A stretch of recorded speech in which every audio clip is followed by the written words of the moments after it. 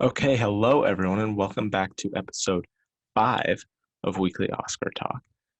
It's me, Jack, today, and I'm joined by Anthony. Hi, everyone. Ben is off doing some schoolwork, I believe, so he will not be joining us this week, but we have plenty to talk about anyways. Starting off in the news section, lots of first reactions to go over for many movies, but we're going to start off with House of Gucci, which is definitely the most mixed reaction of all of these movies. It seems like everyone agrees it's a little messy and it's a little campy. I think some people enjoy that, whereas other people don't. So some of the reviews say, is House of Gucci a good movie? In many ways, it's a mess, but the costumes and camp accents and the pure bonkers Ridley Scott melodrama of it all still felt like a balm for my weary sweatpants soul, which is an interesting response. And then a more negative one, Scott Menzel said, House of Gucci is a bloated and uneven mess that feels like two different movies rolled in one. Every single cast member acts as though they're in a different movie, except for Al Pacino, seems who seems to have understood the assignment and serves as the film's MVP. And then, yeah, very mixed. Lots of people love it. A lot of people pointing out, in particular, Lady Gaga's performance and Jared Leto's performance. And yeah, so I think at least I personally expected it to be a movie that received mixed reactions from the critics, at least. Uh, how does this change your perception of its Oscar chances? What I think is interesting with these reactions is I don't think anybody agrees on what House of Gucci is. And that could benefit the movie because I think, you look back at movies like Vice, Green Book, Bohemian Rhapsody. These are movies that did not get unanimous praise, that definitely had its detractors. But if people love it, then it can show. And I think despite these more mixed reactions from critics, we also have to remember that critics are not Academy members. They're not the people voting. It's a very different body. Critics Mhm. can eviscerate Bohemian Rhapsody and give it all. I think at one point it did drop to rotten at some Yeah, point during so its did run. Vice. So did Vice, but they did level out. It's just the side of Fresh, and those movies did get nominated for Best Picture because enough of people in the Academy loved it. And I think this is a film that people. I think costumes, I think definitely are in play. And I think this, I would say Jared Leto and Lady Gaga are in contention and possibly going to Yeah. be. I would almost bet that they're going to get in there because it's the type of performances that actors really get into. It's big, it's broad, it's different than the other nominees. And so I think that the what's going to be the major factor is how long can House of Gucci withstand? Like, because this is a longer Oscar season, not as long Hmm. as last year, but it is longer than most years recently. This is the ceremony is going to be at the end of March, with the nominations coming out February 8th, I believe. So it's got to be able to withstand that. A good box office performance would help. So let's see if the Little Monsters can help with that. Hmm. So we'll see. It needs the passion. For the people who love it, it needs to have the passion. That's what Bohemian Rhapsody had. That's what Green Book had. Those movies were mixed overall, but the people who loved it really loved it. And I think House of Gucci needs that support to get in. That being said, though, I do think the actors, if the movie doesn't perform overall, I still think the actors have a strong chance of being there on their own because they're big names, and Jared Leto got a SAG nomination and a Globe nomination for The Little Things, Yeah. and like nobody saw that movie. So, and people will see this movie. So I do think that I feel pretty strongly about their acting potential and costumes. Picture, we have to see. We have to see what they're in the mood for because we do have, Dune already, which is a big blockbuster mainstream type of film. It is more cerebral though, so maybe this is the more mainstream movie. But then we have something like King Richard as well. So it's interesting to see how it's going to shake out, what the season will look like overall. But these reactions, I don't think are affecting my ability to predict them in any categories because this is like kind of what we expected. It's Mhm. campy, and it's whether the camp works for you or not, and we'll see how much it works for the Academy overall. Yeah, I think that's a really good point that the Academy is a very different audience compared to critics. Critics are, I think, generally a lot more critical of a lot of movies. Um, but I think it did. People have said it screened for the SAG, whatever you call it, Academy, and that It's they like all really liked. AFTRA. Yeah, Yeah. yeah, and that they all really liked it. Like you said, it's very actor friendly because they're doing very, I don't know, big baby performances. So I think I would say that both Gaga and Leto are really likely to get in, Yeah. especially Leto, since that category is very weak. Uh, And I would not discount. I mean, we were predicting Daniel Kaluuya, Daniel Kaluuya, Daniel Kaluuya, and then Lakeith Stanfield also gets in there as a yeah, surprise because people really loved Judas and the Black Messiah last year. Do not be surprised if Adam Driver is able to get into some category because I think he I has such a range of films and he's so well beloved.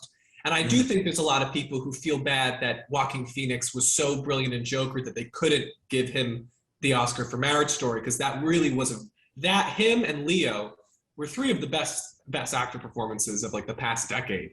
And so I think there's also they want to give an Oscar to Adam Driver. And so I don't be surprised if he manages to pop in as well, because they also it's been common like The Favorite got two nominations in one category, Irishman got two nominations in one category, Judas and the Black Messiah got two nominations in one category. We're seeing this tradition of two nominations in one category. Adam Driver could sneak in somewhere, and I know he's being pushed for lead, but I mean so is Lakeith was Stanfield. yeah.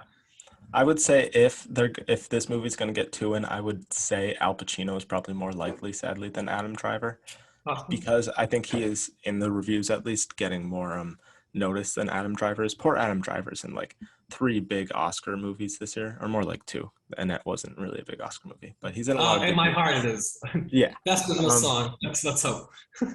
yeah, but yeah, I don't think I feel like sadly he's not gonna get in for anything, but uh, I would also say makeup definitely. I could think it would maybe win makeup with how Jared Leto looks. They love that stuff. Yeah, I feel that has. I know a lot of people are thinking Eyes of Tammy Faye, but I think that movie's going to fade away very Hmm. quickly.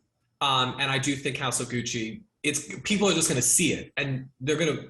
It's the type of thing that like whatever people are going to see is what they're going to nominate. And if it's between us choosing Tammy Faye or House of Gucci, I mean, people are just going to see House of Gucci, and we are predicting it's going to get maybe three nominations at least if we take Yeah, costume to acting.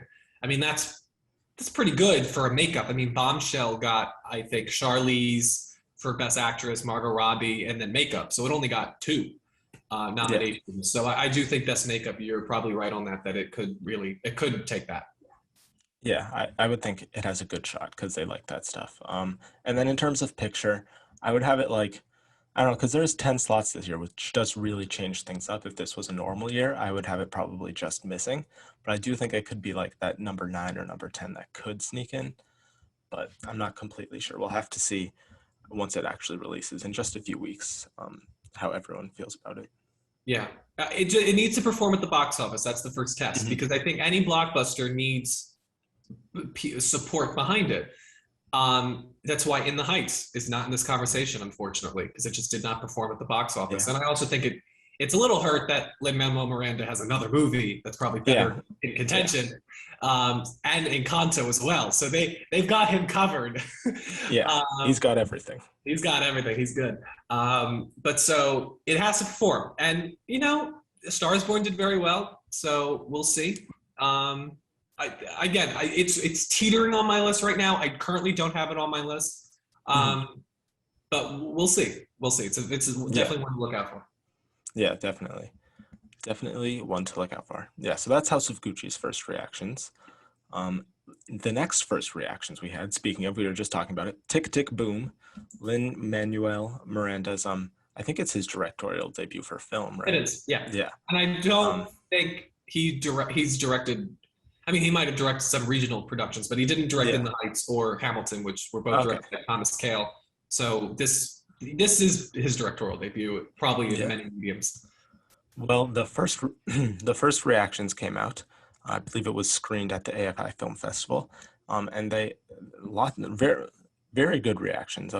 Better than I thought they would be, honestly. Lots of people say it may be the best musical of this year. People praise, in particular, Andrew Garfield's performance as his best of his career, and Robin De Jesus as the standout supporting actor. People think both of them are very likely for nominations. Um, One of the reactions, let's just read one. Loved Manuel Miranda's Tick Tick Boom. Never saw Andrew Garfield on screen tonight. Instead, I witnessed. Never mind. That's a weird reaction. Okay, but you got the gist of it. Well, people are pointing out Andrew Garfield, Robin De Jesus, and that it's a really good movie overall. So I think Netflix has another contender on their hands. But you yourself saw the movie, Anthony. So how do you feel of its Oscar chances right now?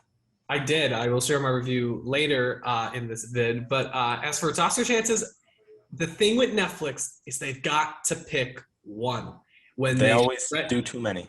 They do too many. And listen, if their goal is to get nominations and be the top nominations from a studio, then they succeed because that's what's been happening. If they want wins, they've got to get behind one, maybe two. And when I'm looking at this season, they've got three strong contenders. Power of the Dog, Tick Tick Boom, and Don't Look Up, I think can surprise people a lot this season. So it's hard for me to say that it's going to walk away with a win because I don't think that this movie in particular, I would love if it did because I am a big fan of this film as we will get to, but I don't know if Netflix is going to position this in the way that it needs to get those wins. The other thing too is that this is not a musical like La La Land or even In the Heights where it's big fantasy. It is grounded at many points, and where I think that is a beautiful part of the film and the way that he balances the fantasy and the grounded emotional arcs of the film is very admirable. It's not the type of musical that will get people to really like vote for it. And so maybe it's got to be strong to get him into Best Director. But again, if he's already going to be nominated for Best Original Song for Encanto, and I think he has a real strong chance of winning based on the reactions we've heard of that film, people are describing it as up in song form. So I think he could win there. Well, then he's taken care of. It's like Lady Gaga. We're not going to give you Best Actress because you're going to get Best Original Song. And so that's kind of why it became Olivia Colman versus Glenn Close. And as for Robin De Jesus, I would love it. Best Supporting Actor isn't that competitive, so he would really have to perform. He would really have to get out there. Andrew Garfield, I do think, has a very strong chance. I think his performance in Tammy Faye helps bolster that the same way that Adam Driver being in The Report in Star Wars helped bolster him to Best Actor in Marriage Story. So again, we'll see. But the issue also with these Netflix movies is they don't have box office. They get dropped on Netflix and then nobody talks about them, which works great for that subscriber platform. But it's not working in building momentum. You know, people. That's the issue with these Netflix movies is they fade away unless they're mega hits. But even the mega hits, like The Irishman, was like a big deal for them. 10 nominations, 0 wins. So Netflix definitely knows how to get nominations, but I think they're having issues with just understanding that they need wins and they just have to commit to one movie. Yeah. If they do want to win, they need to focus on one. I feel like this year they're still going to do the same thing. They're going to promote probably those 3 mostly. But as for this one, I'm proud to have Andrew Garfield for 101 on Golder because I picked him a while ago. Because I feel like an interview, like all the way back in August, he was giving about the movie and the way he talked about how it like changed him as a person and all that. I was like, oh, this is probably going to be a good performance. So I feel like he's definitely getting in based off these reactions. I think Robin De Jesus is a good contender for supporting actor. People say he has a lot of good emotional scenes too, in particular. So really, he is fantastic, and I would nominate. I mean, currently, I would give him the win. I haven't seen some of the other competition, but so far, as of what I've seen, and I've seen Tick Tick Boom is actually the 60th 2021 movie I've seen this year. He would be my winner.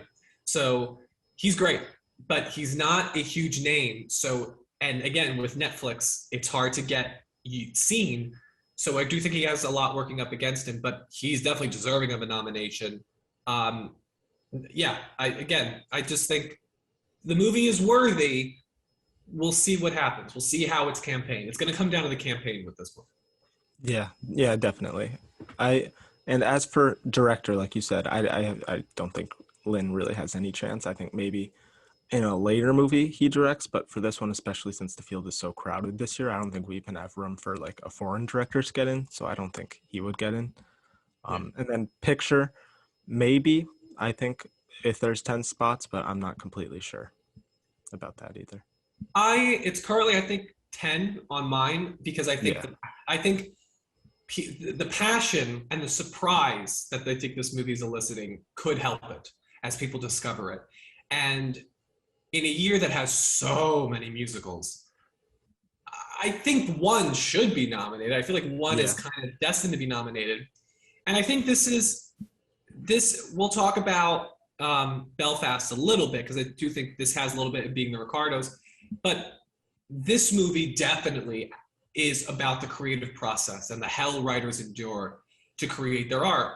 And I think it's very relatable, especially I think it's relatable for actors. I think it's relatable for writers and directors. And if the movie is able to resonate in the same way that La La Land was, where everybody was just feels it's a celebration of everything, and I actually think this may get more praise in that area because how realistic it is.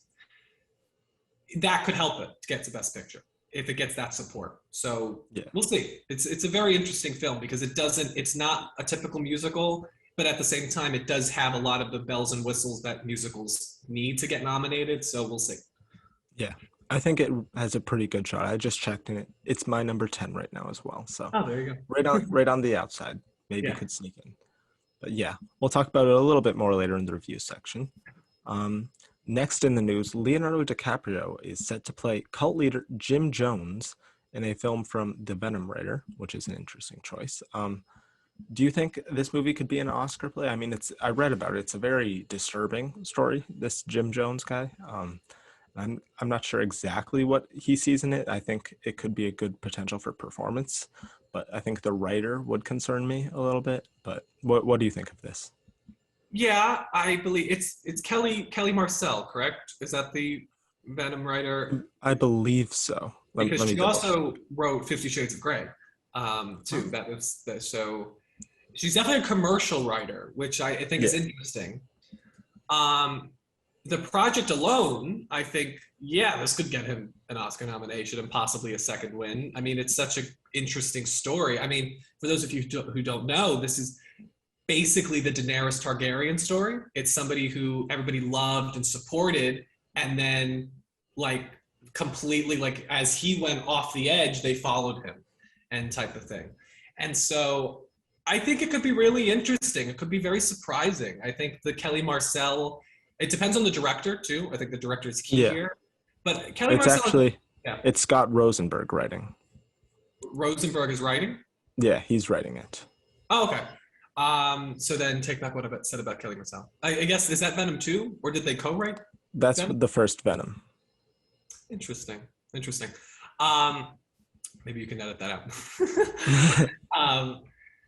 um, so I think it's interesting. It'll depend on the director, but it sounds like a very meaty role, and I think Leo, he always surprises us, and I think usually, I mean, of all the films he's done, like, I mean, Don't Look Up is such an ensemble piece that I don't think anybody will be able to break through. But Once Mhm. Upon a Time in Hollywood, he got nominated. Revenant, he won. Wolf of Wall Street, he got nominated. So he has this track record that he usually gets nominated when he's the star. Yeah. So I think whenever this comes out, I think it could perform well. But the director has to be key. Yeah, yeah. Scott Rosenberg has also done movies like both of the new Jumanji movies. So I mean, he's not a terrible writer, but he's not exactly who I would go to for this kind of movie. He's Um, not an Oscar favorite. no, no. So I do think the director, like you said, is key there. But Leo he's very picky with his roles. It's like he took like 4 years in between Revenant and Once Upon a Time in Hollywood. It's not like he's like other actors doing like 2, 3 movies a year. So I think if he sees something in this, I think there's definitely potential there. And yeah, like you said, he's usually nominated when he gives a performance. So Mhm. definitely possible for him. So yeah, that is that. And on to our final reactions of the day. We have Being the Ricardos. So lots of people saw this movie, I believe, last night, and they're praising it as like emotional, very charming. A few of the reviews, let's read them. Perry Nemiroff said, "Being the Ricardos just left me in a puddle of tears. What a beautiful and deeply moving behind-the-scenes look at the pressure and complexities involved in making that show. Highs, lows, and everything in between. Nicole Kidman is incredible." Another one, let's see. Jazz Tange said, "Wow, Being the Ricardos is unexpectedly delightful and fantastic. A stellar script from Aaron Sorkin and such incredible performances from Nicole Kidman and Javier Bardem. Bardem and J.K. Simmons are simply treasures. It's an awards player." So yeah, those are two of the reactions. Lots of people were doubting this movie. I personally have had faith in it because it is, if you look at Amazon's like list of movies this year, it's really their only contender. So I thought that they would push it hard enough. And it's also Aaron Sorkin, so I thought it would definitely get into screenplay no matter what. But it seems like it could be an overall huge contender. I currently have it, I believe, at number 8 or 9 in my picture list. I think Nicole Kidman could actually definitely get in there. Maybe Bardem, but I'm not completely sure. He could take Dinklage's spot, maybe. But what do you think of these reactions? They are surprising, I think, to see so much love. Yeah. And we always have to wonder, is this just because people are surprised? How much will that last, especially in this longer award season? But I mean, listen, if people keep getting surprised, it could work out. Like Tick, Tick, Boom, this movie, I think, this is Hollywood Loves Hollywood, where I think Tick, Tick, Boom is just, the creative process. This is Hollywood Loves Hollywood. And I think it could help. I have it, I think, 7 on my best picture list because I do think that will help it. I also think that in the same way that everybody voted for Rami Malek because they loved Freddie Mercury, I think everybody loves Lucille Ball, and I think that's going to help the movie because they just love I Love Lucy. I mean, I don't think there's anybody who works in television who doesn't revere I Love Lucy and Lucille Ball and what she did. I mean, she is a titan of that industry. And we saw last year that people really did. I mean, Aaron Sorkin has won an Oscar for The Social Network. Nominated a couple other times. His directorial debut, I believe, was nominated for screenplay for Molly's Game, and then at Trial of Chicago 7, though it didn't win anything. It won a Golden Globe for writing. That's all. Won a Golden Globe for writing, but it did. I mean, it got nominated for Best Picture. Yeah, and it got an acting nomination for Sacha Baron Cohen. So I currently do feel strongly about this based off those reactions, and I would say I think it's in for picture, and I think Nick Kidman's in. We'll get to our Best Actress ranking soon, and I would not discount J.K. Simmons. I saw a lot of J.K. Simmons last night, and because supporting actor is not that competitive, I think he could sneak in there, especially because he's won an Oscar. He's an Academy Award winner, and they usually like to keep it in-house. Yeah, I think everyone really likes him as a supporting actor. He's a really good character actor within these movies. And lots of people were pointing him out for a potential nomination, so I think you could keep your eye on him for that. It's weird with supporting actor, as opposed to the other categories. It's like a bunch of people who it's like, oh, you have a chance, and there's like no one who's like a lock. So it's a little tricky, but overall, I would agree. Picture, probably actress, maybe actor, maybe supporting actor, and then the tech stuff like probably makeup, maybe costume design. Costumes, production design, the works. Maybe there's a little song over the credits. It's that type of movie. Yep. Okay, so that's Being the Ricardos. That is the last of the news. I guess we can merge in here the trailer. That's the only new trailer this week, the new Being the Ricardos trailer. I mean, it looks pretty good. I liked it more than the teaser trailer. We get to see more of the actual performances here as opposed to the teaser trailer, which is nice. But I think it looks well done. It looks like better cinematography than Trial of the Chicago 7, which is nice. I think it looks pretty good, but this trailer didn't do much more to excite me. What do you think? Yeah, I think it's interesting. We have a lot of charming movies for Best Picture and contention. A lot of movies that are going for sentiment. Where I Mhm. think in past years, like Jojo Rabbit was able to stand out because it was one of the few movies that had sentiment. I mean, you look at this Best Picture lineup, and half of them are these like charming looks at the past and just like these sweet movies. I do think that with Sorkin, the movie could have a little bit of a darker edge. Excuse me. Could have a little bit of a darker edge to it as it explores the Yeah. truth behind their relationship, and that could help it because I think that will be unexpected. And I think this trailer captures that. So yeah, Mhm. and I also think what's helping is that nobody is saying that Nicole Kidman pales in comparison to Lucille Ball. They're definitely Yeah. praising her. The movie needed that to perform. It could Yeah. not be in the shadow of the past. The fact that it is its own thing helps. Yeah, I think a lot of critics too, like before the movie came out, a lot of critics were like, both of these actors are such weird casting choices for these roles. And now all of them who have seen it are like, oh, never mind, they're really good. I So I mean, think that's good for the movie. yeah. Did we learn nothing from Heath Ledger? Did we learn Yeah. nothing from Jack Yeah. Nicholson and Joaquin? Every Joker who's ever taken on the role has been criticized and be like, really, this person? And I mean, Lucille Ball. I mean, she's tough. She's a tough person Yeah. to capture. She's brilliant. Deborah Messing, of course, did a wonderful job on Will and Grace. But I think, listen, Nicole Kidman's an Oscar Yeah. winner. She's a If you wonderful already know talent. they're a good actor, you really shouldn't Yeah. have to I worry mean, about this it. is, and honestly, I'm happy she's taking this because I do think this will. I think Nicole Kidman in her earlier work did surprise a lot of us. I mean, I think recently, due to I think going down the path of like The Big Little Lies and Lion, like she's become this sort of actress that you can depend on to deliver this type of role. But this is a very different Yeah. role for her, and I'm very happy that she's getting the praise because she's a wonderful actor. Yeah, definitely. Looking forward to it. Comes out, I believe, December. Yeah, December yeah, 11th in theaters, and then I think like maybe for Christmas. Christmas or Yeah, on Amazon Prime. yeah. So pretty soon. Looking forward to that. Now we are getting into the reviews section.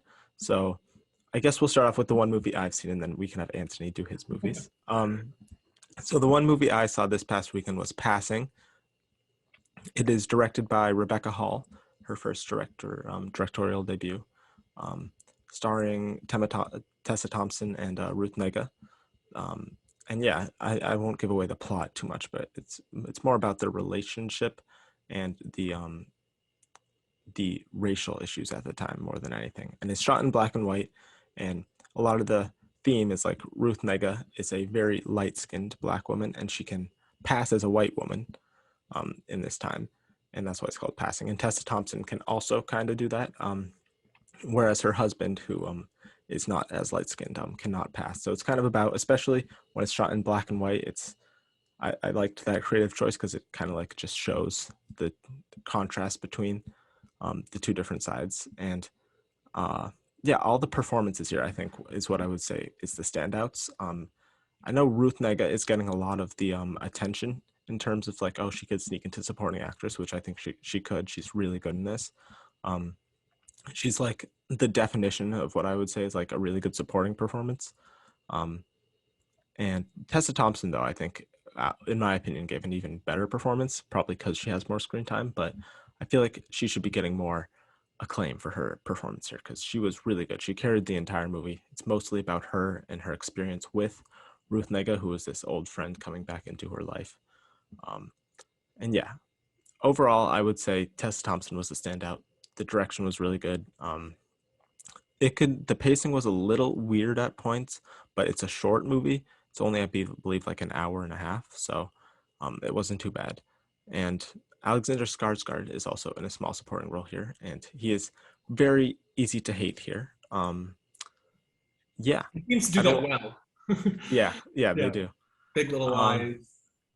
yeah, so I don't know how much else I can truly say. It's mostly the performances that I would say are the standouts here. Um, and the overall the way it explores race at this time and the whole idea of passing. It's something I really didn't know too much about or happened during this time.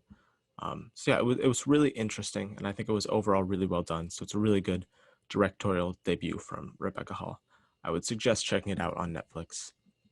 And yeah, maybe one or two. I think Tessa sadly won't get in, but I think Ruth Negga could definitely get in. And maybe cinematography. It's black and white. You never know. That always helps.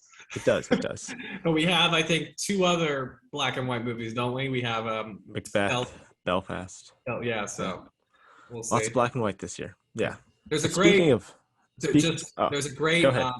1950s, I believe it's 1950s a melodrama by Douglas Sirk called Imitation of Life that is very much what you're describing. It plays Yeah. with that idea of passing, and so they probably make for a good double feature if you haven't seen the Yeah.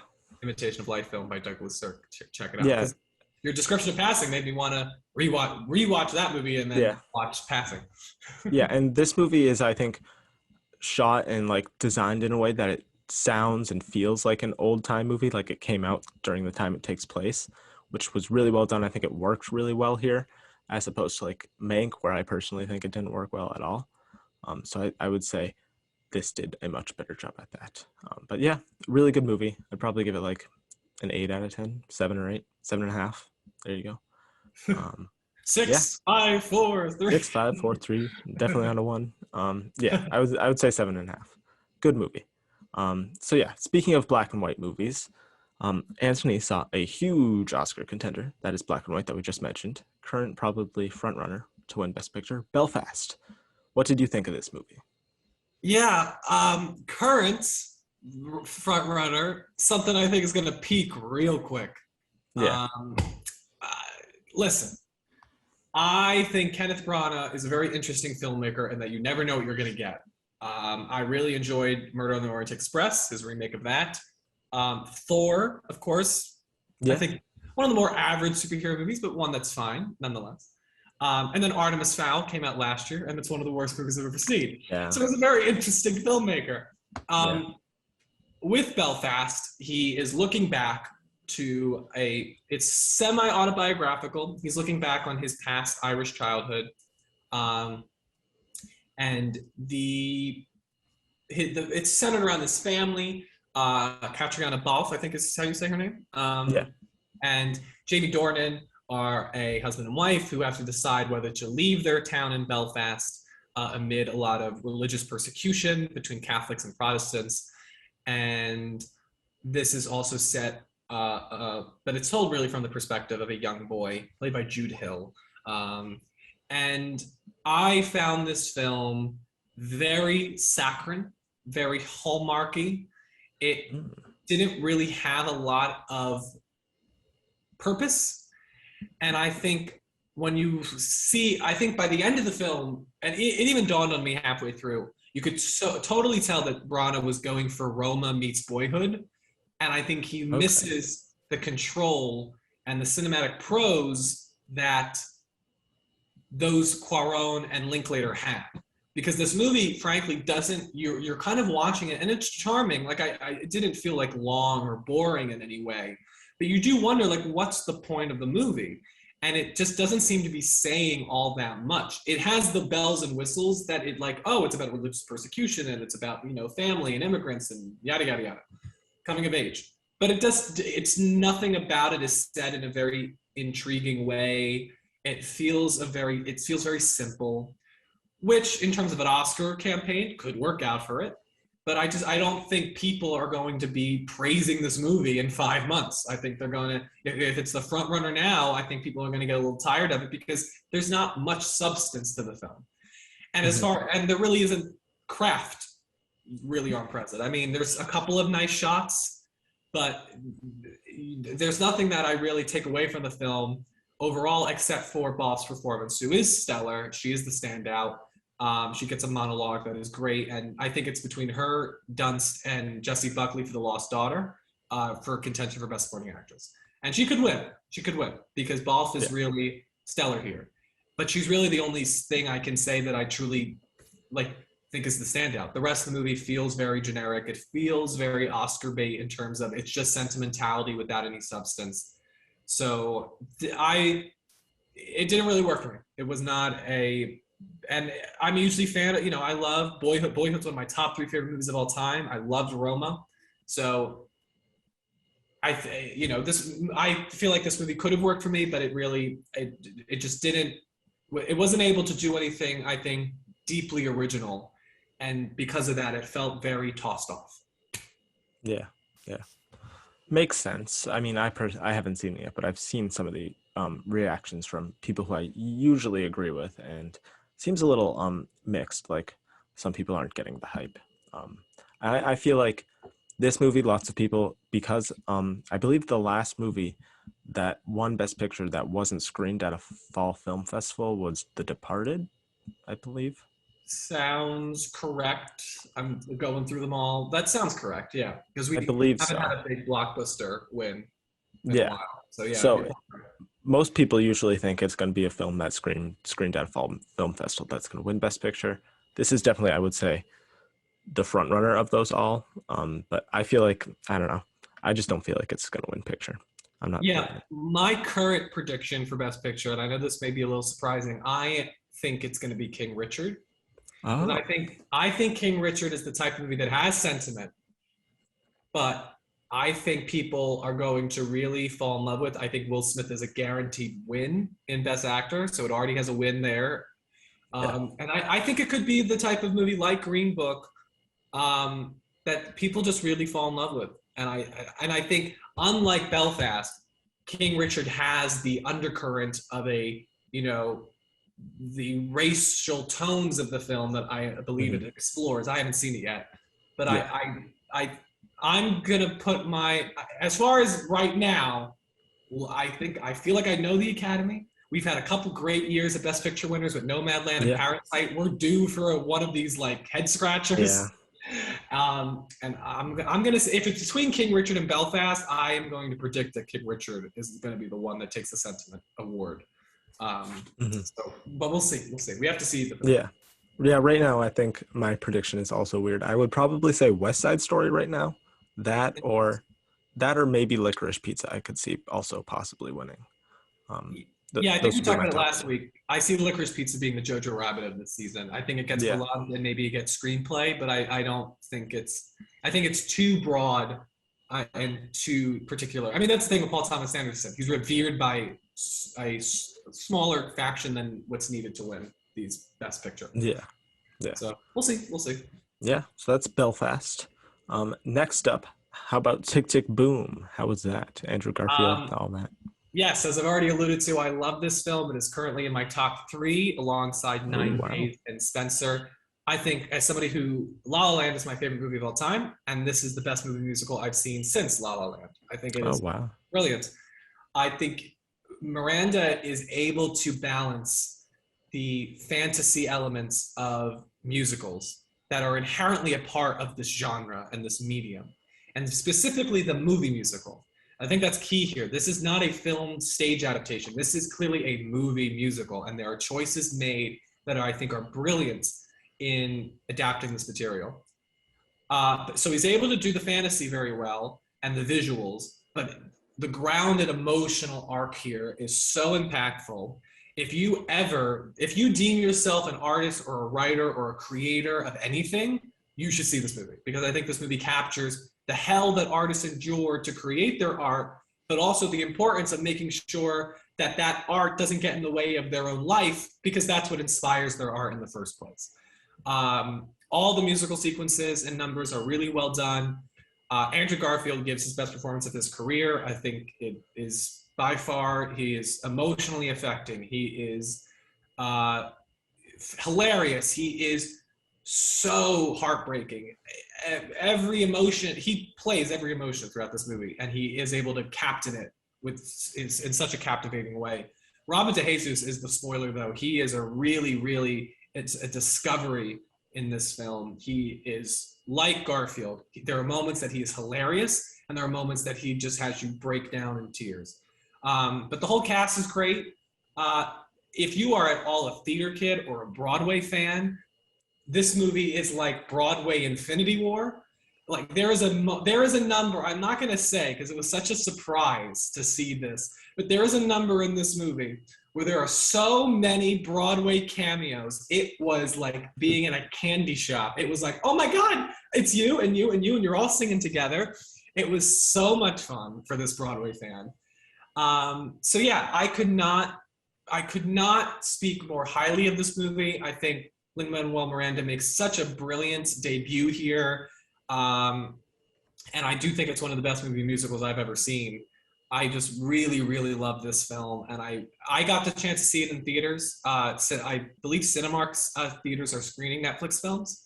If you can see it in theaters, because it was such a great experience, but if you can't, just see the film because it is great. I think it'll work on any screen. That's how good it is. So very high recommend for Tick Tick Boom, and I'm hoping it is able to get in a couple categories. I'm hoping for Robin DeJesus. I think Andrew Garfield's in. I'm really hoping Robin DeJesus in particular is able to make his mark here because he deserves. It's the type of performance that deserves the attention. Yeah, he could probably use a nomination more for his career than a lot of the other contenders. Yeah, definitely. So yeah, that's Tick Tick Boom. Comes out in 1 week, just 1 week. So we will all be seeing it very soon. And then last but not least here, A Hero, a foreign film contender. What did you think of this movie? Yes. So I'm fortunate enough. I attend Chapman University, and they have a program. I'm in a class where Scott Feinberg of The Hollywood Reporter has been doing his weekly podcast recording for awards chatter for The Hollywood Reporter at Chapman. And we get to see the film, and then he brings on his guest, and we get to sit in on his wonderful discussion. And this week he brought Asghar Farhadi, who is an Iranian filmmaker, one of 5 filmmakers to win the formerly titled Best Foreign Language Film, now Best International Feature Film category, twice at the Academy Awards.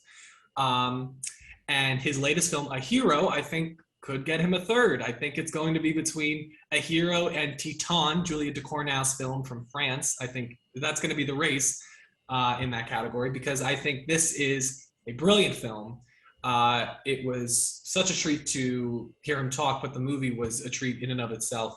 I think this movie is as engrossing as it is upsetting because it explores, the basic premise is that this guy is in jail and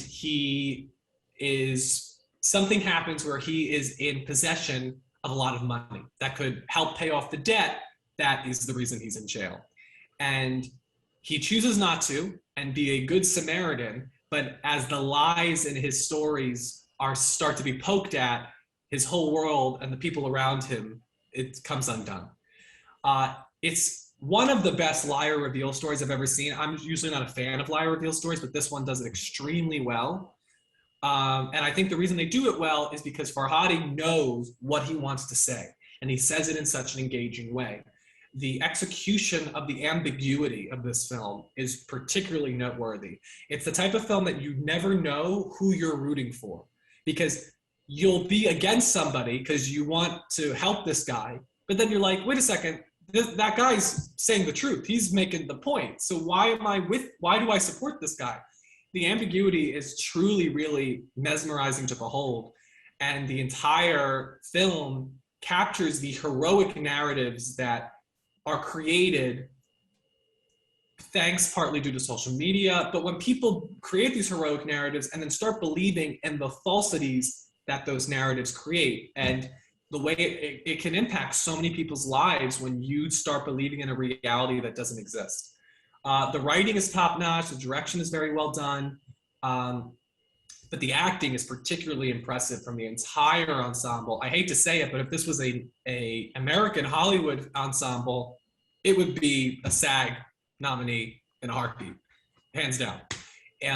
It's that great of a performance. And there's a particular performance, I want to get his name because he is a young actor who plays the son of the protagonist, and he has a stutter in the film. And I watched his performance the same way I watched Leonardo DiCaprio in What's Eating Gilbert Grape. I could not tell if this kid actually had a stutter or he was that good of a performance. It was so brilliant to watch. His name is Saleh Karamai, I think is his name. He plays the son of the protagonist. He is incredible in this movie.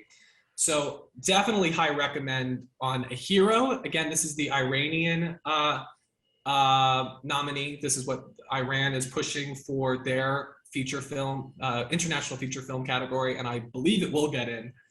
And I believe it's playing in select theaters now. It'll be on Amazon Prime in January 21st. So please check this out. It's a really brilliant film that, again, it is riveting. It is exciting. It's also very upsetting because it puts you through the ringer as the audience member in terms of where do your allegiances lie and what you would do in this scenario. So I could not speak more highly of A Hero.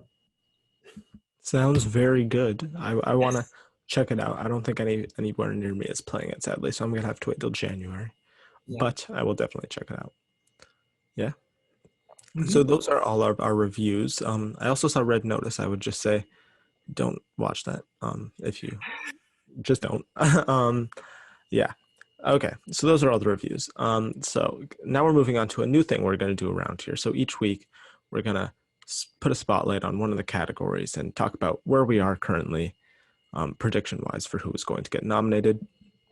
I decided we should start off with, of course, I think probably the biggest category of this entire season, Best Actress. So let's go over how we currently feel Best Actress is going to go. So how are your predictions going for Best Actress, Anthony? It's tough because I honestly could see 8 possible contenders. I could make the argument for 8 of them. And that's really tough and it's exciting. This is by far the most interesting category this year. And what's great about it is I think it's a lot of deserving people. So very, very tough. This is currently my list on Gold Derby. 1, Kristen Stewart, 2, Lady Gaga, 3, Olivia Colman, 4, Nicole Kidman, and 5, Frances McDormand. Who I left off was Penelope Cruz, Alana Haim, Rachel Zegler, and Jessica Chastain. Jack, why don't you give yours and then we can maybe get my list is pretty similar. At 1, I also have Kristen Stewart. At 2, I have Olivia Colman. I think she could be a spoiler. 3, I have Jessica Chastain. I don't know. I have faith in that performance. 4, I have Nicole Kidman. And 5th, I have Lady Gaga possibly getting in. I'm a little weary on it, but that's who I would have at 5 right now. I'm weary on her too. She's either in a big way or she's not in at all. And I can't distinguish what it is. I think what helps is that Stewart, she has the balance of both subtle and nuanced and the fact that she's playing Diana. It's showy. Yeah. Coleman is definitely more subtle. McDormand will probably be, well, Lady Macbeth, you do have a lot of showy performances here. So maybe that does take out Lady Gaga because she seems to be showy and that's what's going to get her in if she gets in. My thing with Chastain, as I think I said last week, is that I think the film did not perform at the box office. It got mixed reviews. And I don't think Jessica Chastain is able, this movie came out in September. Like, this isn't coming out in November. This isn't going to come out from a major studio. This is coming out, I just think it played its cards. And I think we have so many contenders here. And when you have somebody like Lady Gaga who's putting on the makeup, like Chastain in a way, and Nicole Kidman, it's like, where does Chastain really distinguish herself among this group? And I don't think she does. And I really think that's going to I think she'll miss because of that. She seems like not Penelope, more on her in a second. She seems like a Jennifer Lopez, where the movie comes out in September. People are saying she could get in. And then she doesn't because more contenders that release between October and December are the ones that people are more excited about. I think when compared to like Nicole Kidman or Lady Gaga, at least in terms of the transformation, I think it is much more significant, which they like to see. And I do think, I don't know, I feel like it's a really good performance. Probably one of the best leading actors I've seen this year. But I also think that they haven't started campaigning for it yet. I feel like when it gets closer to the actual like time for nominations and such, I think they're going to push for her hard. I believe it's Fox Searchlight. Searchlight Pictures. Yeah, I think they're going to push for her over Jodie Comer. The movie, I think, is mixed. Oh yeah, Jodie Comer's out. Like the last duel opening below 5 million ruined that movie. Such a good movie. I wish it had more of a chance, but we differ on that. Oh, you don't like it? No, I really couldn't stand the movie. You like Jodie Comer at least, right? Jodie Comer was great. Yeah. Yeah. But that was also the thing. You're not going to get 2 Ridley Scott women in there. So one was definitely going to be the path forward, and it seems to be Gaga. and also I think Comer has the difficulty, just to speak on that, because I do think, listen, Jodie Comer is a wonderful actor. I think what hurts her is the same thing that hurt Robert De Niro in The Irishman. Her best moments are an hour and a half into the movie. And Yeah. I don't know how many people on a screener, especially after that first rape scene, are watching the last half of the movie. I think that what hurt Robert De Niro is that in The Irishman, his best scenes are after he commits the action. I won't spoil it for people who haven't seen it. Yeah. Or for those who are still trying to watch it, since Still getting there. still getting through it. But his best moments are after he commits that action. Well, that's 2 hours and 48 minutes into the freaking movie. How many people are actually making it to the end of the movie? So Yeah. I think that's what hurt Comer overall, because I do think she could have stood apart from the film, but I don't think with that, the way the film is structured, I don't think that helps her. Yeah. I don't think enough people would have seen it anyways too, because it's kind of flopped. So Yeah, sad. But yeah, I think the reason I'm interested though, because I feel like I can't see Stewart pulling a Zellweger. I can't see Kristen Stewart staying the front runner all of this time, even though she gives a great performance, because Renee Zellweger, like, she was an Academy Award winner. Like, Kristen Stewart is not on the same caliber, not in terms of actual performance and craft. She's a wonderful actor, and personally, I think she deserves this Oscar 100%. Yeah. But I just, like, Natalie Portman didn't win for Pablo Larraín's last movie. She wasn't even in the runner-up position. I think that would have been Isabelle Huppert against Emma Stone. So it's really tough for me to see, like, okay, if Spencer, I don't think is going to get a Best Picture nomination or a Best Director nomination. I don't think it's going to get any above the line nominations aside from her. Is Kristen Stewart of the persona to carry herself independently? It's a female-led movie. It's definitely a female experience and a female's lens film. I think that hurt The Wife with Glenn Close. I think that's why that movie, people didn't check it out, because it wasn't getting these other nominations. And it was a movie that I don't think appealed to male audiences. And despite the two of us loving the movie, you have to wonder. I feel like there are a lot of red flags with her, and I agree. I think Olivia Colman could be the spoiler because they love her so much. They love her so much. Great in this movie. So much. I mean, she's surprising everywhere she's nominated. Like, even at the Emmys, she ends up winning. So yeah, I think people do just generally somebody playing Diana. Yeah, exactly. Yeah, she keeps upsetting Diana. Yeah, in terms of Kristen Stewart, I do think she's the current frontrunner, but I don't think she's like as much of a frontrunner as other people think. Just because, especially the reaction to that movie, very mixed from a lot of the audience members, and I think audience members can kind of reflect the Academy a little more than critics, to be honest. So I feel like some Academy members like are gonna like only get like 10 minutes in and be like, what is this, and turn it off. So I think she'll get nominated, but I don't think she is a lock to win or anything. Yeah, I don't think there is a front runner in this category. And I think anybody who's thinking it's Stewart, I think is putting conventional wisdom there. They want her to win, and she deserves to win, but that doesn't mean she's going to win. I mean,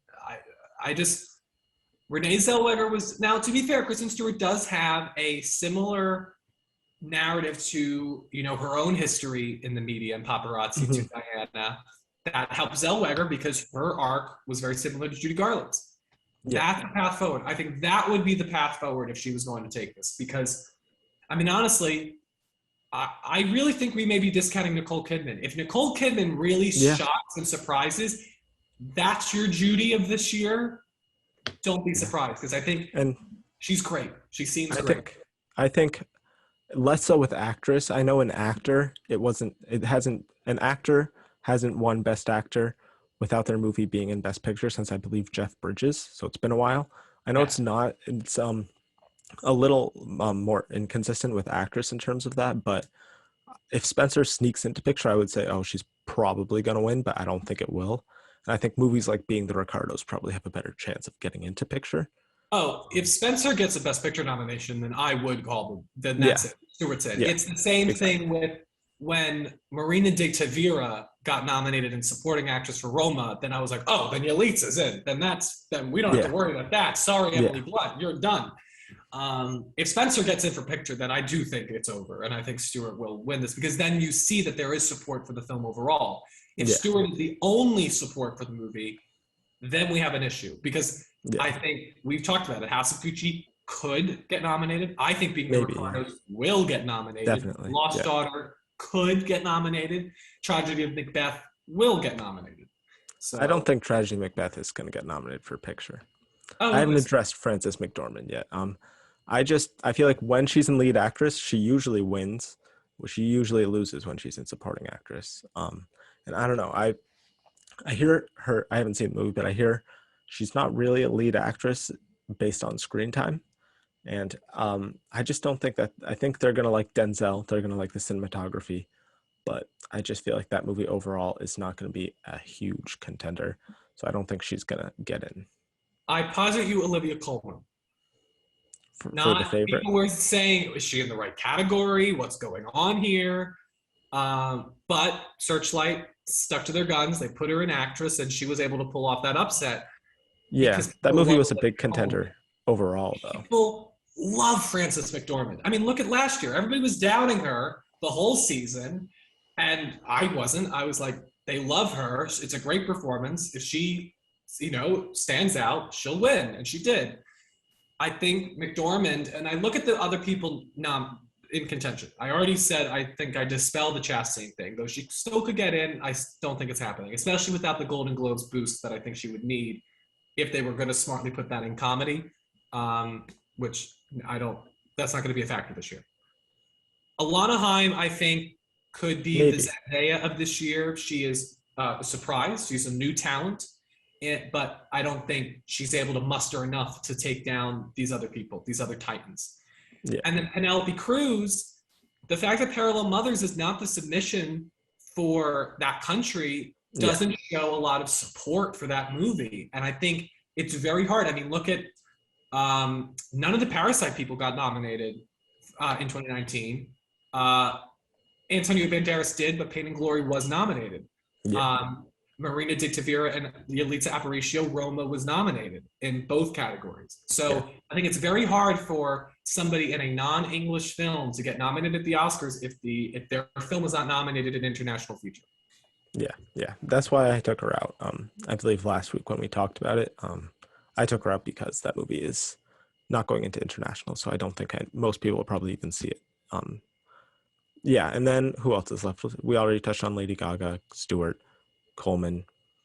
I think that's most of the people. I yeah, believe definitely. 100%. I feel like she's just as likely to win as Stewart, to be honest. What's interesting, and this could help Gaga actually, now that I'm thinking about it, a lot of these are female-centric films, and they're female, like female perspective. House of Gucci is not. It's directed by Ridley Scott. Yeah. Very, Goodfellas-y. The male contingent of the Academy, which is still very strong, that could help Gaga because they'll see that movie. I don't know how many people are going to relate to The Lost Daughter, which is why I'm a little. I love the film, but I think its overall performance questionably because it very much feels like the Greta Gerwig thing. It feels like it's going to get in some categories, but it's not going to get the overwhelming support it needs because of its subject matter. So I wonder if that helps Gaga. So we agree on 4 of them. We just disagree. We disagree. Yeah. I just think also since Frances just won last year, I feel like they're going to want to take a little break from her. But also I feel like in terms of the relatability, I don't think relatability is like the most crucial thing with winning acting performances. I think it's like the the grandeur of the performance usually. Like Olivia Colman in The Favorite, I wouldn't say was super relatable. Other performances like that, I would say that they don't necessarily have to relate to the person for them to win. But yeah. Definitely.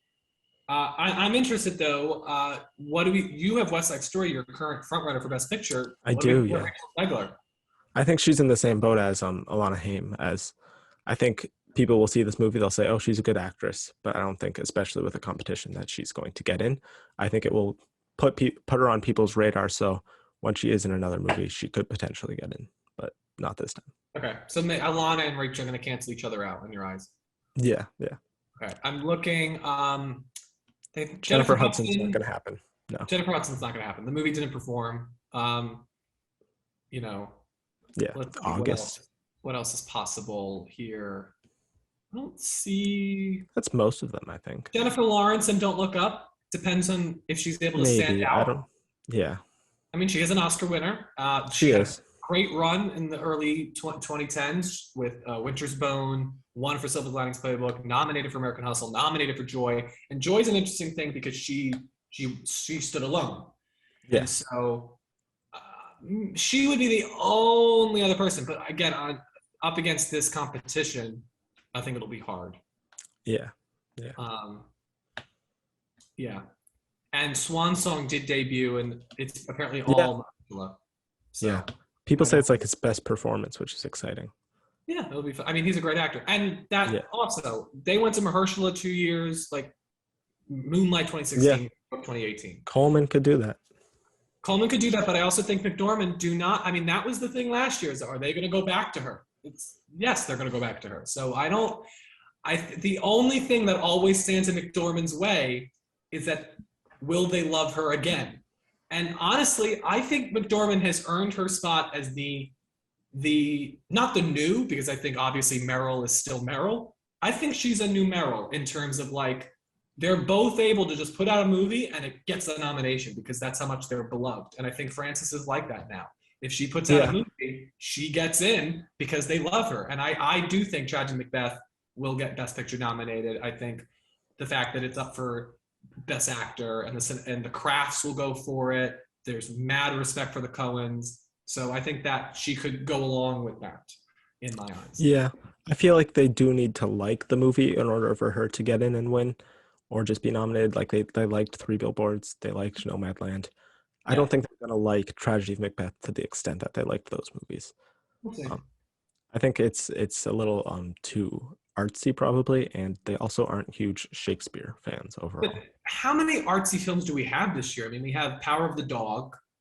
And I would say Come On, Come On has a better shot, honestly, in picture than Tragedy of Macbeth. Really? I think Come On, Come On follows the same trajectory that 20th Century Women had with Mike Mills. He gets in for screenplay and that's it.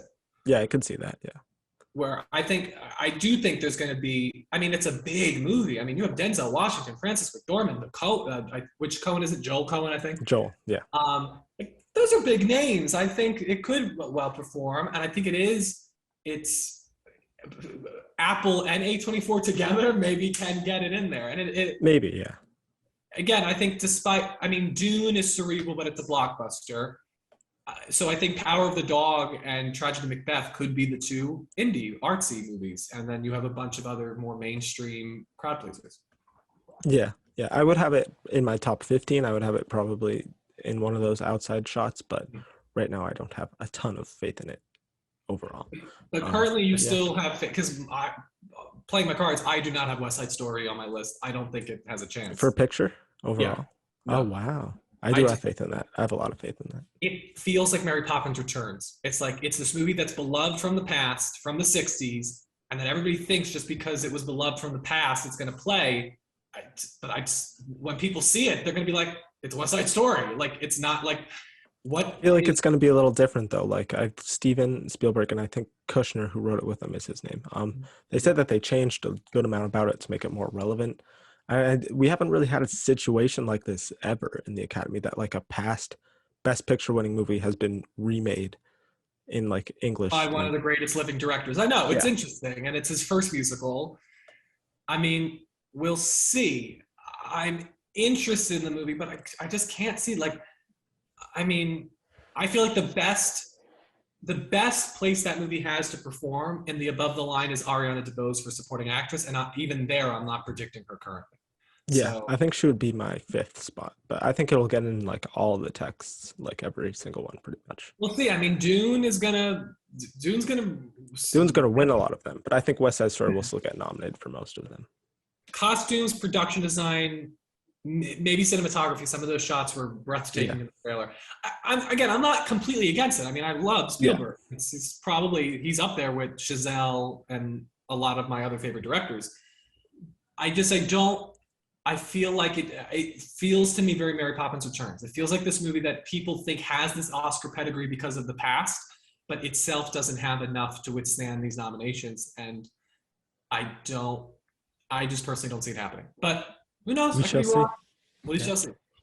Yeah. I think Fox has a lot of movies this year too, because they've got Nightmare Alley as well. So they've got a lot to Well, focus on. that's Searchlight, right? So this West Side Story will be the only True. official 20th Just century 20th studio century. film. Yeah.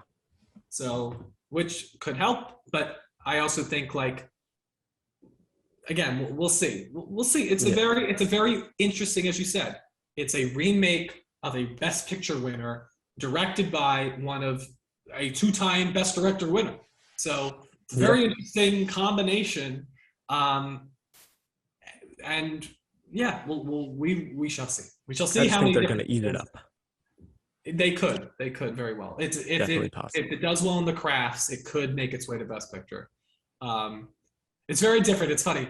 Tragedy Macbeth and West Side Story, I think, could not be more different movies. Very different. Yeah. We'll see what they're in the mood for. Yeah. We shall see. Yeah, but that's what we think of Best Actress currently. Pretty similar lists. And we'll see how that develops. I think we know most of the people who are in the top contention. So yeah, that's that. Yeah, and now onto our Q&A section. You guys sent us some questions, and now we're going to answer them. And if you feel like sending us questions for next week, just go to @OscarFilmFC on Twitter and just comment, and I'll see it. And yeah. Okay, so our first question is from Constance. She asks, since you love Spencer so much and don't usually care for biopics, what do you think filmmakers should take away from this? So yeah, I'm not a big fan of most biopics, but I did really like Spencer. And I think what they should take away, one of the big reasons, in my opinion, is don't focus on their entire life, because that's how you fall into cliches of like, especially with musicians, like, oh, they're a talented musical child, and then they grow up, they become famous. Oh, they have drug issues. Oh, but then they rebound, and now they're at a concert and they're singing. So yeah, I think, especially since I love the movies such as like Jackie or Spencer, they just focus on like one small period of time. Like Spencer is like just one weekend, and you can tell enough about the person and their life, and you can do some flashbacks and like their overall story in one small period of time. And I feel like that makes the overall story and screenplay much more focused and concise. And I think you also need to have a vision with it. Like with Jackie and with Spencer, Pablo Larraín had a vision of what he wanted to do, what he wanted to say, that I feel like even if it wasn't about a specific person, he had thoughts that he would express in a movie if it was just about an original character. I think with movies like Bohemian Rhapsody, there was no vision there. That was just, they wanted to make a movie about the Queen. It didn't have a director. It lost a director. Exactly. They just wanted to make a commercial movie, which they did, but I don't think it was a very well done movie. I also think Rocket Man is a nice middle ground between these two things. I think Rocket Man did the traditional biopic stuff pretty well, while also having some different stuff. So I like the way that did its musical scenes and such. So I think it's definitely a balancing act with biopics. A lot of the reason I don't like them is just because a lot of them are made for the specific reason of Oscar bait. I feel like that's also partially the Academy's fault, because they just love movies that are based on real life people. But yeah, I would say it's a balancing act. I would say focus more on specific points in time, focus more on the person themselves rather than maybe the music or other people around them. And yeah, what do you think of biopics, and what makes a good biopic versus a typical biopic? They just need vision. I think the issue is when people just go and say, our script is the Wikipedia page of this person. Yeah. Because, I mean, documentaries even, you've got to show the story in an engaging way as if it was a work of fiction. And you've got to treat it with the same level of momentum and drive that you would give to fictitious narratives. And only then will you have a great biopic. I think what really works about Pablo Larraín's two films, Jackie and Spencer, what works about Rocket Man, what works about these great biopics, is they have a specific vision from their filmmakers. And they make as many choices as if these people were not real people and that the story wasn't already predetermined.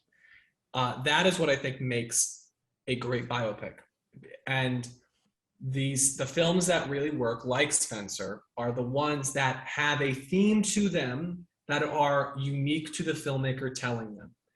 And so that's what I think is really, it's hard because you're taking somebody's life and you're putting a different theme on it than maybe they even lived.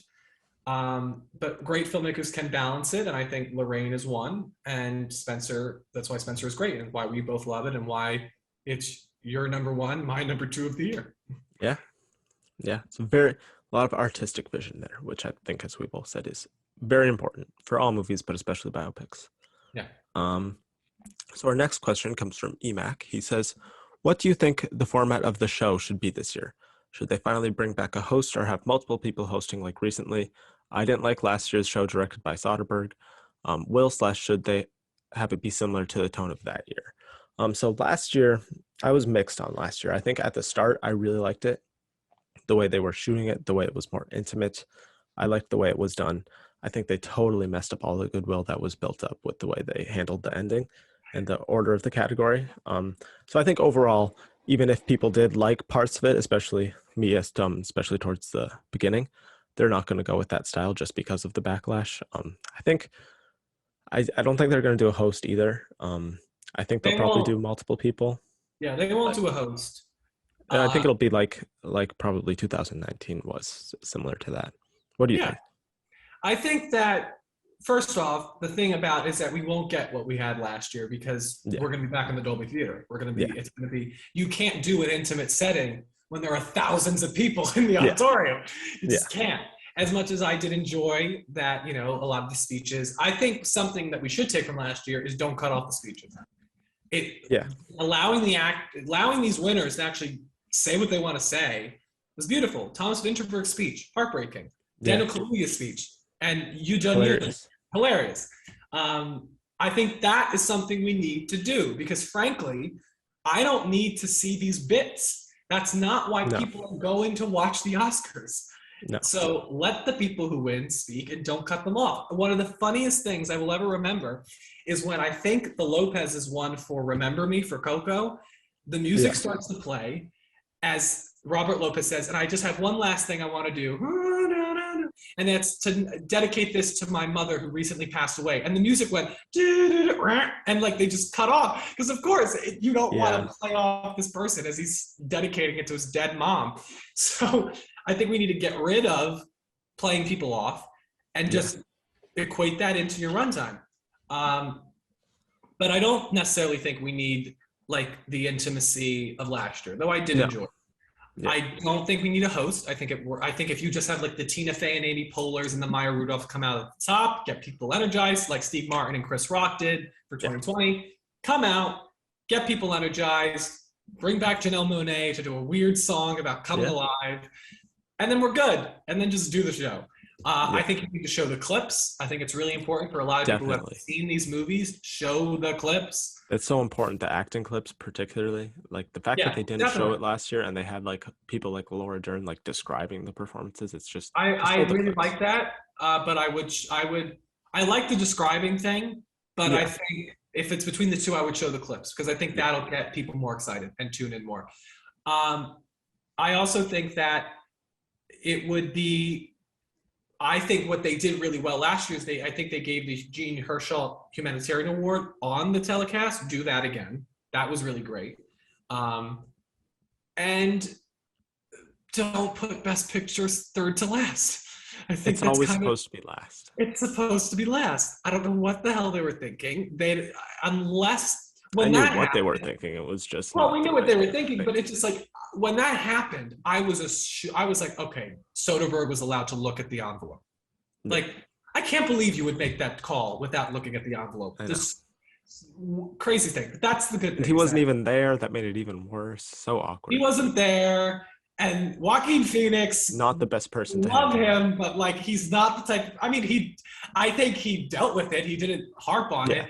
But also, like Olivia Colman was supposed to go accept it, and she didn't get to go up and accept it. So shit show.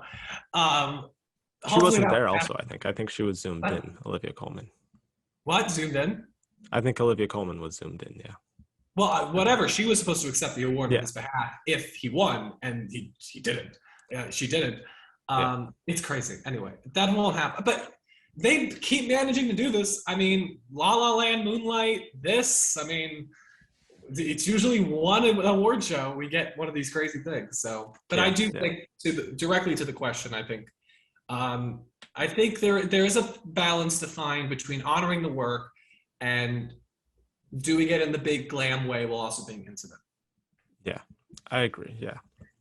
And definitely save Best Picture for last. I feel like that also took away from Chloe Zhao and her moment. So don't do that.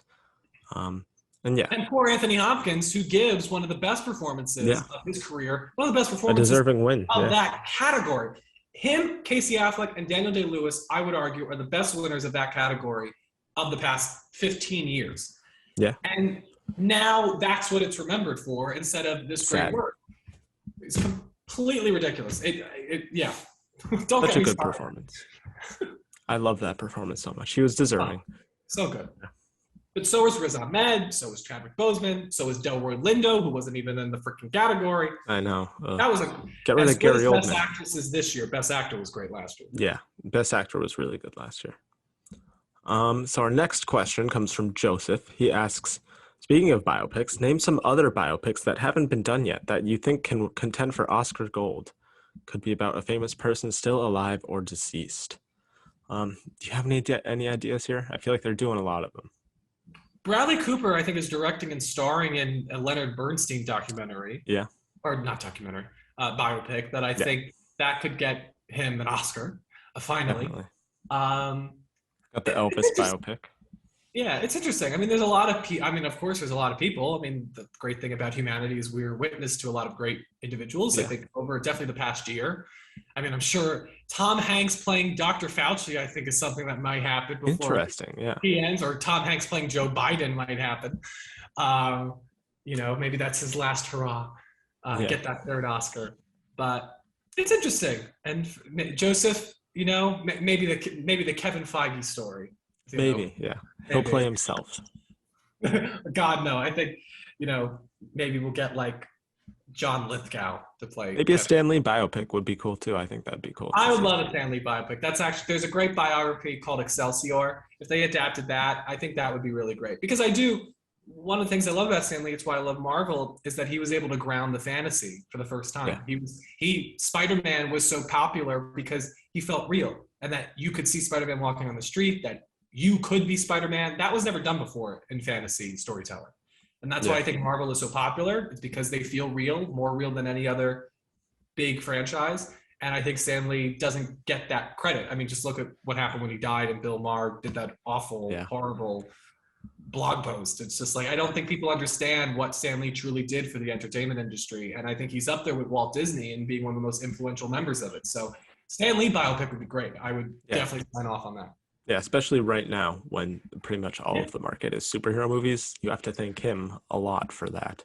So I think that would be a really good one. I mean, also, maybe there's some drama within that story too. Yeah, coming out of the pandemic, like, thank you, Stan Lee, for making people want to go back to the movies. Yeah. So I think the answer here is Stan Lee. Yes. And other shocker. I would say don't do musicians. I would say do people who like maybe aren't super well known, who did have a huge impact. I don't know, like some past scientists or people who like made revolutionary discoveries that like have helped people's lives for decades. I think those people deserve more of a spotlight than musicians. You know what I would love is a movie about like people like Michael Collins, who was the third member of Apollo 11, who didn't go on the moon surface. He had to stay in orbit. They did a movie about all the people who are part of these unsung heroes. Unsung heroes, a hidden figures type movie, if you will. Maybe it was an anthology series on a streaming service. I would love to see something like that, because I do think people like Michael Collins, he's a great person. I mean, he went to the space. He's an astronaut, but nobody remembers him because he didn't step on the moon. I think that would be a story worth telling. Yeah, I agree. And then our last question here. Let's pull it up. Oh, wait. Ben sent us a question. Oh, his is an actual question. His question was, why are you all so perfect, and why are exams such a pain in the ass? I don't know, Ben. We were just born perfect, and I agree about exams. Okay. Now, our last question comes from Yusuf. He asks, Sony just screened Ghostbusters Afterlife for an audience at TIFF. Do you think Sony will submit it for any awards? Maybe visual effects, maybe sound. Sony doesn't have a ton of contenders this year, so Yeah, I'm trying to think, like, what's their other, do they have any, like Sony Pictures Classic So- have anything? they did have something. I remember. I believe they had something from earlier this year, but I forget what it was. It's not a big contender anymore. Yeah, I personally just think that Sony's going to focus on making Spider-Man No Way Home the biggest movie of all time. Yeah. Which I mean, it's freaking insane how, like, listen, I was around for the Endgame era and the WandaVision era. This No Way Home era this is something special. Yeah. So, and especially now that we have the news that they're launching the trailer on Tuesday, I bet you $1 million that Andrew Garfield and Tobey Maguire are coming out on that stage Yeah. with Tom Holland, and maybe Kirsten Dunst and Emma Stone and Zendaya too. That I think Sony's going to focus on that, especially because it comes out December 17th. That's going to be their focus, is launching that movie, making it the biggest movie of the year, which is going to be easy. Yeah. But I think it would be very important for the industry if a movie post the pandemic in 2021 was able to gross over $1 billion. That would be a huge win for the industry, and I think that's Sony's going to try and make sure that is delivered. So I don't see Ghostbusters. Also, because I think it is getting a little mixed reactions. Mostly positive, but yeah, some mixed. Mostly positive because I think they surprised people at New York Comic Con, and people usually are more excited about something they don't have to pay for. Yeah. But we'll see. I mean, I've seen people describe it as the rise of Skywalker for Ghostbusters in terms of like nostalgia driving the movie to so much. So we'll see. I also think visual effects is kind of like Dune, Eternals. What else? I think Godzilla versus Kong would probably get in. I think Matrix. Godzilla, Shang-Chi could get in there. I'd say Matrix. Matrix, definitely. I also think Finch is definitely getting in there. I feel like it. Really interesting. I feel like that, I mean, didn't Greyhound got in there, right? So maybe Tom Hanks, Apple TV.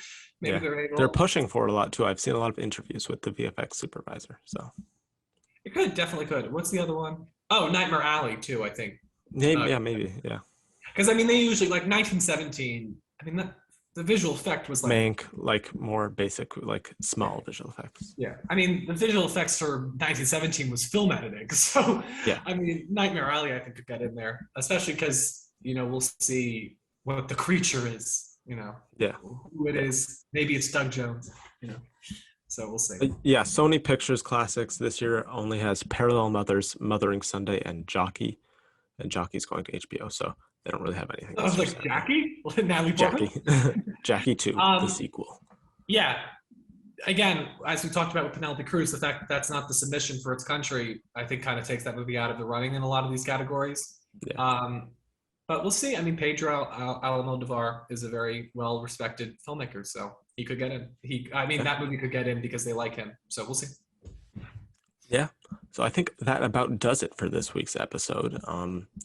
The Q&As are probably going to be how we end most episodes unless we have a super packed episode. So there'll be a weekly post asking for your questions, so keep your eyes out for those. That's all.